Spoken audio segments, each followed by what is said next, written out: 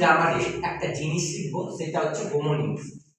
তো আমাকে প্রথমেই জানতে হবে হোমোনিমস ব্যাপারটা কি। আমরা বিভিন্ন সরকারি চাকরির পরীক্ষায় দিতে গিয়ে দেখেছি যে হোমোনিমস, অ্যান্টোনিমস, সিনোনিমস এসব দিয়ে কিন্তু কোশ্চেন আমাদের প্রায় ক্রমশ পড়ে থাকে।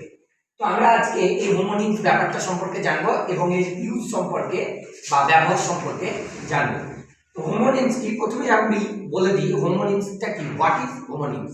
তো হোমোনিমস are those words that have the same spelling or pronunciation but completely different meaning and function. অর্থাৎ হোমোনিম হলো এমন একটা ওয়ার্ড যেখানে কি সেম সাউন্ড অর্থাৎ একই শব্দ এবং একই বানান দ্বারা যুক্ত, কিন্তু তার অর্থটা আলাদা। আমাকে এবার কয়েকটা উদাহরণ দিয়ে দেখালে আশা করছি আজকের ভিডিওতে জিনিসটা ক্লিয়ার হয়ে যাবে। যেমন আমরা এখানে একটা ওয়ার্ড লিখেছি ওয়াচ, WATCH, ওয়াচ।